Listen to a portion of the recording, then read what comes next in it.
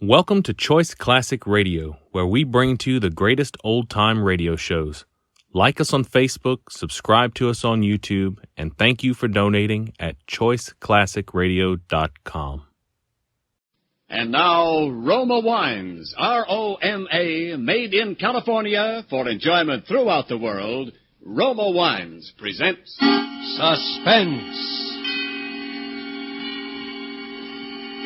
Tonight, Roma Wines bring you Miss Susan Hayward as star of Dame Fortune, a suspense play produced, edited, and directed for Roma Wines by William Spear. Suspense, radio's outstanding theater of thrills, is presented for your enjoyment by Roma Wines. That's R-O-M-A, Roma Wines, those excellent California wines that can add so much pleasantness to the way you live. To your happiness in entertaining guests, to your enjoyment of everyday meals. Yes, right now, a glassful would be very pleasant, as Roma Wines bring you Susan Hayward in a remarkable tale of Suspense. Nobody's believed this so far, but maybe someday somebody will. Not that it really matters. It's just something to do to pass the time while I'm waiting. It was our 5th anniversary, and we were having a party. And as usual, partly because a ham is always a ham no matter how long they've been out of the business, and partly because it's really easier to go ahead and do it than to spend your whole evening refusing, I was supplying the entertainment. But each time I do, just the thought of you makes me stop before I begin. 'Cause I've got you under my skin. 'Cause I've got you under my skin. It's not everybody where the hostess can entertain, is it? Certainly. Why do you think I married her? Broadway's loss was Nicholson's gain. Oh, darling, to someone who's been married to me for 5 whole years, you still say some awfully nice things. Well, why not, darling? Say, Phil, sing You'll Be So Nice to Come Home To. Were you in that show? What was the name of it? Oh, no, dear. Frank had already snatched me from my career by that time. Excuse me. Jean, darling, you wanted on the phone. Phone? At this hour? Who is it? I don't know, dear. It's a man. Probably one of your old admirers. Oh, don't be silly. All my old admirers gave up ages ago. All right, I'll take your word for it, my sweet. But now you better go see who it is. All right. Don't anybody go away. I'll be right back. All right, I'll buy you a drink.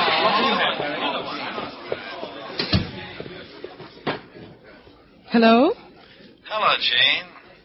Who's this? And perhaps I should say Mrs. Nicholson. You're not Jean Marley anymore, are you? Who is this? Is there something I can do for you? I'm rather busy right now. I was afraid you might forget me. I've been away such a long time. This is Charlie. Charlie? Charlie Prescott. Of the San Quentin Prescotts. You remember now, don't you? Still there, aren't you, Jean? Yes, I'm still here. You surprised? So you're back, huh? Out is what we call it, sweetheart. Only yesterday. And I want to see you. Oh, no, Charlie. That's all over. You mean you don't want to see me? Save it, Charlie. I suppose I knew all along this would happen someday. When'll it be? Oh, the sooner the better. How about tomorrow? I can't tomorrow. Make it Wednesday in the afternoon. Say 3 o'clock? Same old place? No, not there. All right. What about the Shangri-La? All right. You'll be sure and be there, won't you, sweetheart? Because if you're not, I'm going to feel very bad. I'll be there. 3 o'clock then, sweetheart. 3 o'clock.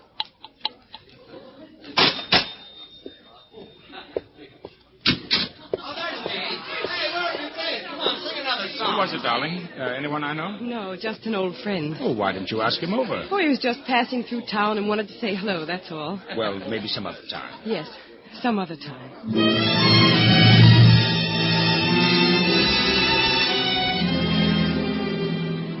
Don't let anybody tell you that prison doesn't change people. It does. And Charlie'd had 7 years of it. It's not just the prison pallor they always tell you about or extra dividends and gray hair. It's something else. An expression in the eyes. And more than that, something I didn't figure out until quite a while later. I'll say you're looking great, sweetheart. Let's cut out the compliments, Charlie. You don't mean them, and neither do I. Oh, now, wait a minute, sweetheart. Don't get me wrong. You don't think I'm sore about anything? Like, say, because you're married? You don't think that now, do you? Why should you be?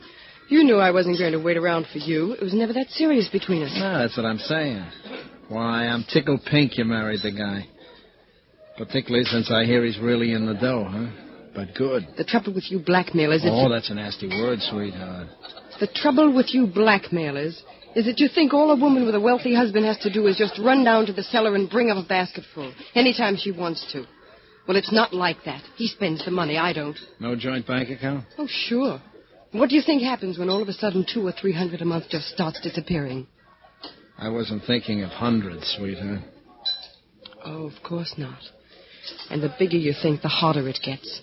Don't you see that? Well, he's got a will, hasn't he? I suppose so.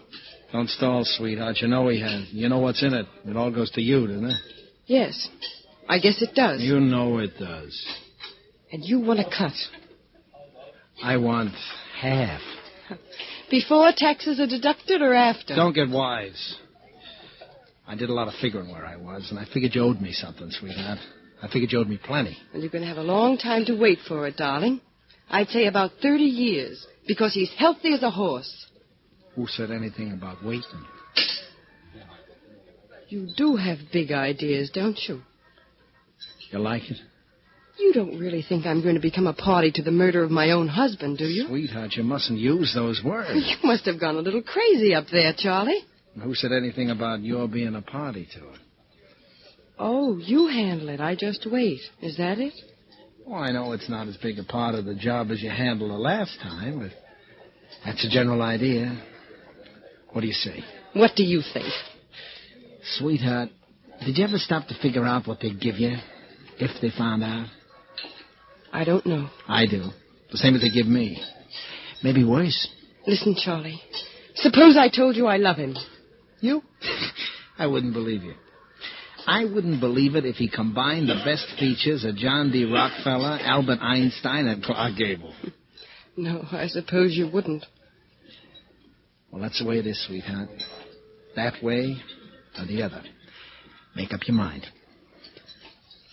Well, it would have to be an accident. That's okay. It could be an accident. All right, Charlie. You win.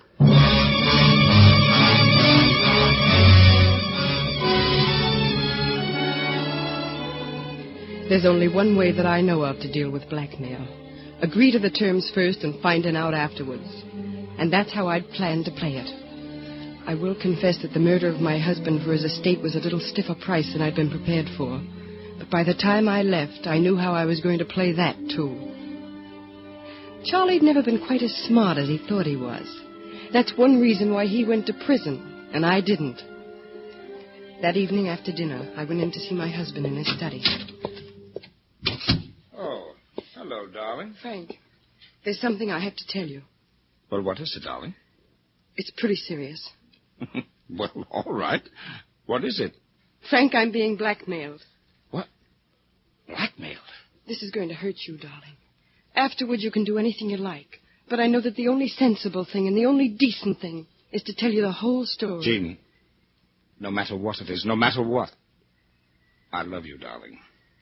That's all that really matters. Do you understand that? Yes, I do, darling. Frank, a number of years ago, before I knew you, I had some trouble. Bad trouble. Mm-hmm. I was just a kid and, well, I got mixed up with the wrong man. His name was Charles Prescott. I didn't know how wrong he was until someone got killed. Oh. Charlie managed to convince the jury, more or less, that it was an accident. His sentence was from 10 to 20 years. He got 3 years off for good behavior. Frankie's out of prison now, and he has evidence that I was involved. I was involved much more than ever came out in the trial, and... well, that's the story. Well, that's not so bad, darling. What's his price? His price is... oh, Frank. Oh, there, darling. It's all right. It's all right. Now, come on, tell me the whole thing. His price is that he plans to murder you and make me give him half of what I inherit. Good Lord, Jean, The man must be crazy. That's just it. He is. He's just crazy enough to try it. He's planning some sort of an accident. Oh, Frank, I'm frightened. Now, darling, don't you worry a bit. I know just how to handle this. Oh, Frank, not the police. No, darling, no. Not the police.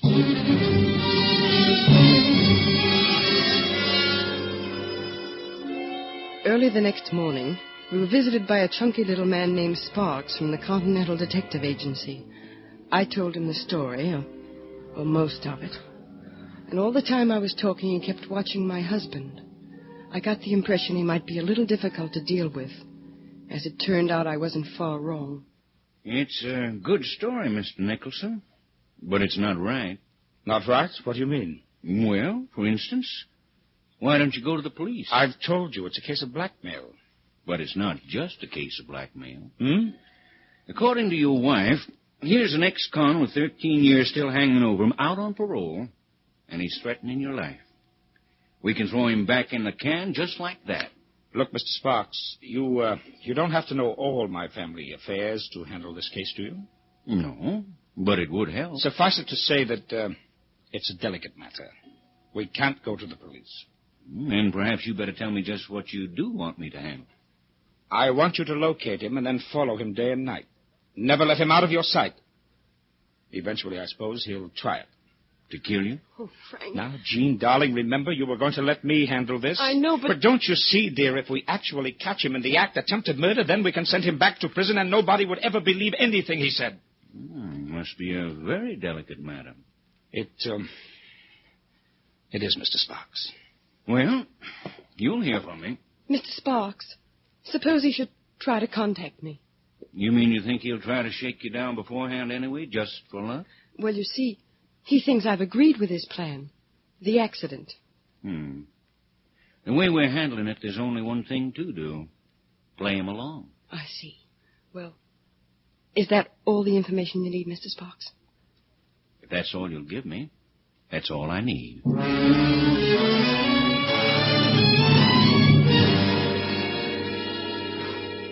By Friday night, they'd located Charlie. By Monday morning, they knew more about him than his own mother. Frank took the train for San Francisco that night. He wasn't due back until Wednesday morning. Tuesday afternoon, Charlie called me, as I told him to. Hello? Hello, Charlie. Oh, hello, sweetheart. Everything in order? Yes? You get that, what you said you'd get for me? Yes, I got it. I hope you got enough, because, what I mean, there's going to be, expenses. Expenses? Yes, I got to make contacts. You know, I don't let anybody else in, but I'm going to need a little outside help on one or two things. Oh, I see. These things take time. Maybe quite a while. I'm not stalling, you understand, but you can't expect action on a thing like this right away. I think I understand. It may be 2, 3 weeks, even more. It's got to be laid out right, you know what I mean? Well, where can I pick it up? The stuff you got for me. You can come out here. Out there? Yes, this evening about 10. There'll be no one here. Listen, I don't think that's so good. You're not afraid, are you, Charlie? No, but... Besides, you ought to see the layout of things. It might give you some angles. Well, yeah, but... You remember what we said? How it had to be done? You mean accident? That's right. Sure. Well, you be here at 10, Charlie. I'll have everything ready for you.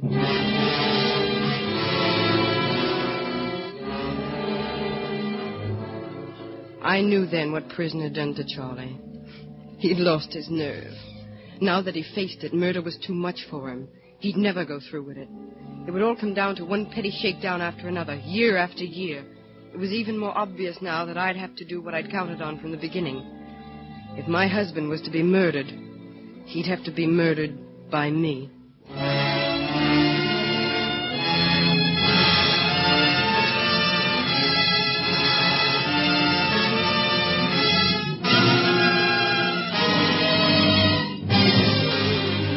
For Suspense, Roma Wines are bringing you Susan Hayward in Dame Fortune by Max Wilk and E.R. Merklin. Roma Wines' presentation tonight in radio's outstanding theater of thrills, Suspense.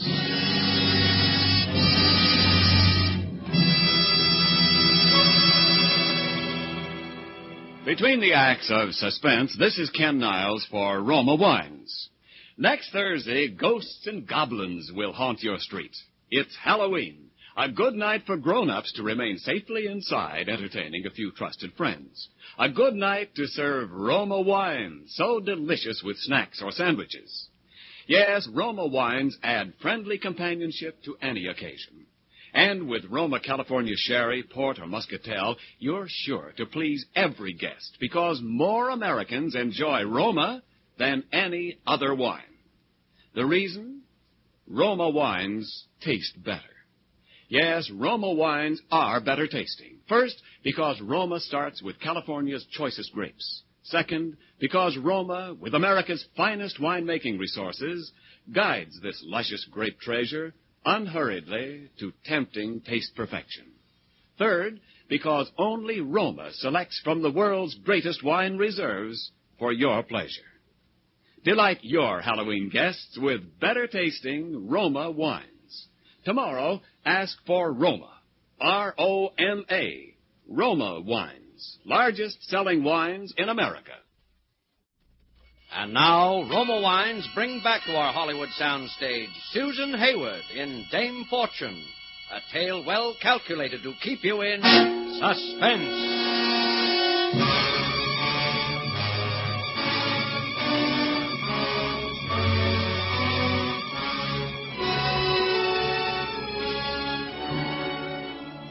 Charlie arrived that evening in a rented car, right on time.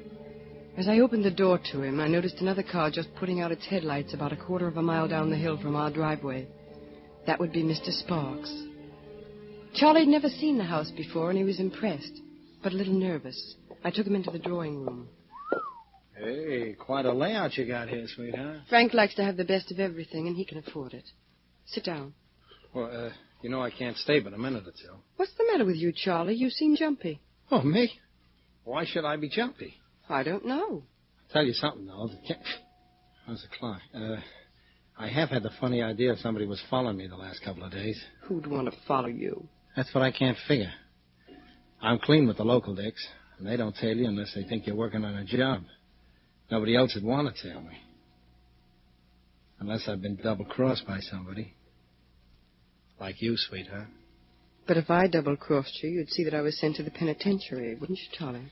I would devote my entire time to it, sweetheart. And that's why I wouldn't double-cross you, isn't it, Charlie? Yeah, I guess you're smart enough to see that, all right. You got the dough? Yes, I've got it. How much? $1,000. Well, Oh, I know you'll be around shaking me down for more before you get to business. But that will hold you for a while, won't it? Sure. Well, I better be moving. Where's the dough? I don't have it here. You don't have it? No, it's in the car. Frank was home for a while, and I didn't want to bring it into the house. He's inclined to be a little snoopy sometimes. Well, let's get it. You can get it on the way out. It's in the glove compartment. No, wait a minute. I'm not sure I like Oh, this. don't be silly. The car's in the garage, and nobody's around. It's chilly, and I just don't want to go out, that's all. It's in the Cadillac convertible. Yeah. I guess you're in no spot to pull any fast ones at that, are you, sweetheart? Okay. You'll be hearing from me. Yes, Charlie, I'm sure I will.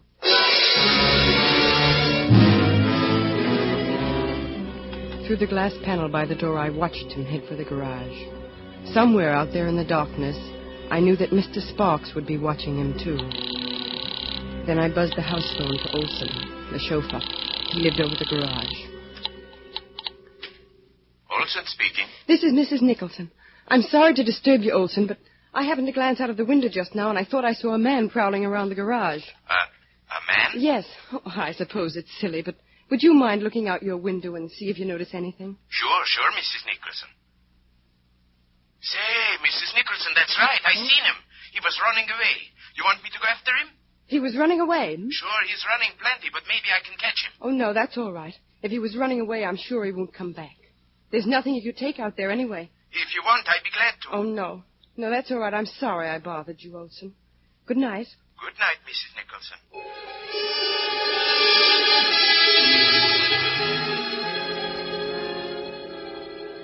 I waited almost 2 hours until I was sure Olson would be asleep. Then I went out to the garage myself. I'd taken a course in automobile mechanics during the war. I hadn't learned much, but I'd learned enough to know what would make a steering knuckle fall apart after about an hour or two of hard driving. And Frank was driving down to San Diego the next morning as soon as he got back from San Francisco. And Frank was a hard driver.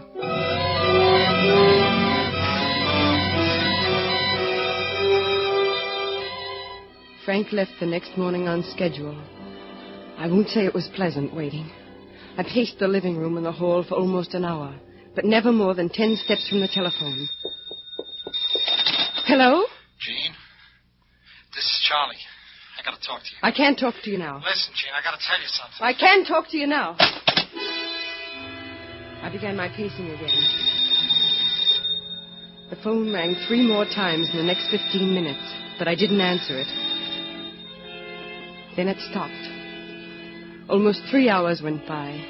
I'd begun to be afraid that one of those other calls had been the one I was expecting. And then it rang again. Hello? I'd like to speak to Mrs. Frank Nicholson, please. This is she. Mrs. Nicholson, this is Dr. Whittier of the La Jolla General Hospital. I'm sorry to have to tell you this, Mrs. Nicholson, but there's been an accident. Your husband. My husband? Oh, is he? Well, it's hard to tell just yet, Mrs. Nicholson, but I think you'd better come down here.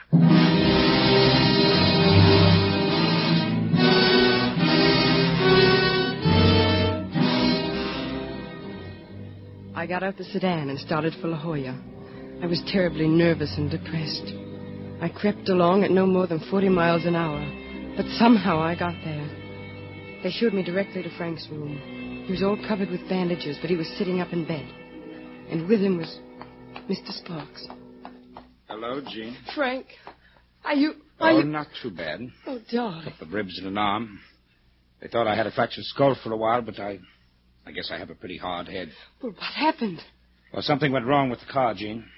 I was going pretty fast. I'm lucky to be alive, I guess. Charles. Prescott. Frank, I saw a man prowling around the garage last night. Olson saw him, too. You think Prescott might have tampered with the car? Oh, Frank, I told you not to go through with this thing. Well, I don't know. What do you think of that theory, Mr. Sparks? Oh, you remember Mr. Sparks, don't you, Gene? Of course. It couldn't have been Prescott, Mr. Nicholson. He never got into the garage.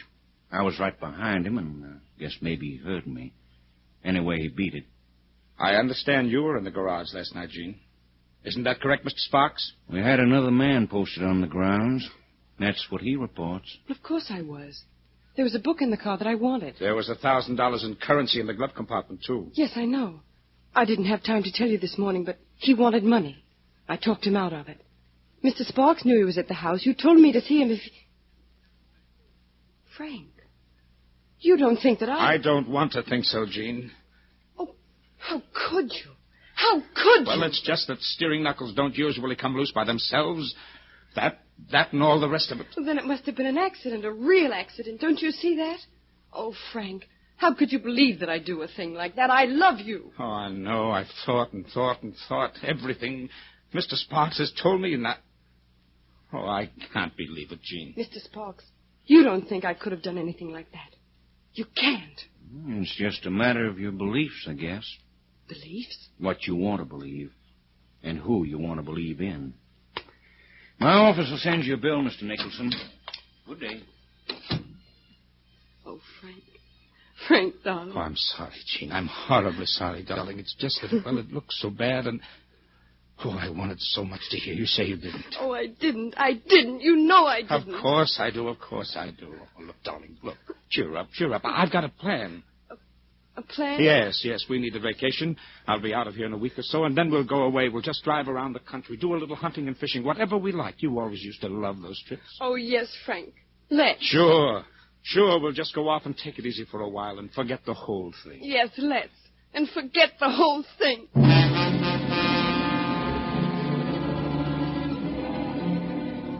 That's what we did. And I almost did forget the whole thing. It seemed like a nightmare that I dreamed a long, long time ago.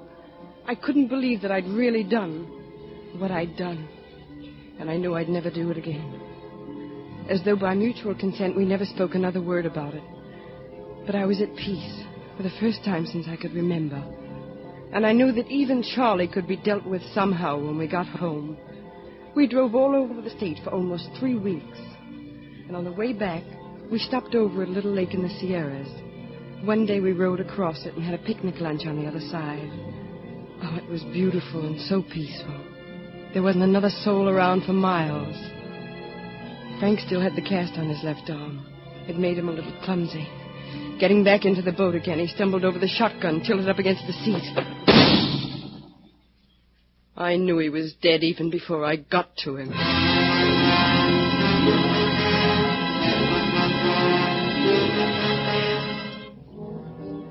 At police headquarters, they questioned me a little while, and then they left me in the room alone. But a few minutes later, the door opened, and somebody came in. It was Mr. Sparks. Well, so you finally did it. Oh, no. No! The trouble with you amateurs is you don't know your case histories. That hunting accident gag is too old, Mrs. Nicholson. Much too old. But I didn't. I swear. I swear to you I didn't. Well, you got the money now anyway. At least you can hire yourself a flock of good lawyers. Please, please don't. I can't bear it. I didn't do it, I tell you. You can ask Charlie Prescott. Charles Prescott killed himself this morning when the police arrived to question him. Look, Mrs. Nicholson, I'm in this thing up to my neck, unfortunately. I'm going to have to tell what I know. And I know somebody tampered with the steer knuckle on that car. And it wasn't Prescott. I know you tried to kill your husband and put it on Prescott. It just doesn't add up any other way. All right. Yes, I did.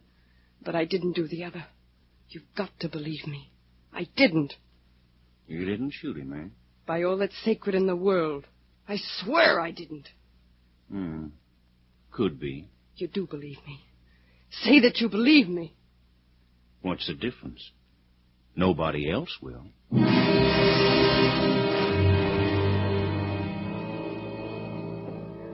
That's all. Except my execution will be on the 31st, 1 week from today.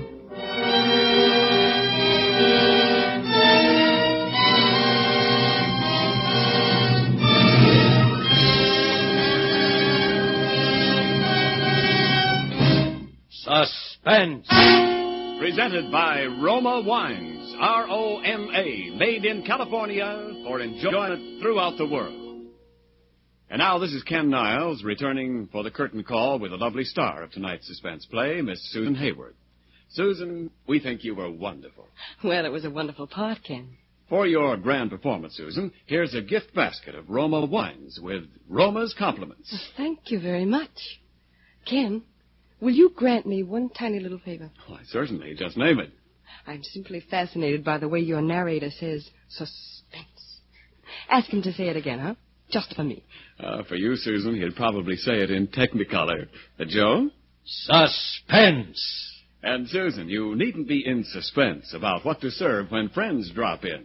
For the Roma California Sherry in your gift basket is the favorite of millions for afternoon or evening entertaining.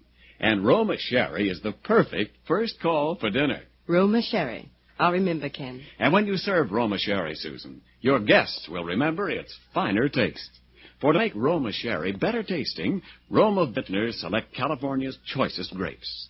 Then, with America's finest wine-making resources, Roma guides this grape treasure to tempting taste richness. Later, Roma selects from this world's greatest reserve of fine wines for your pleasure.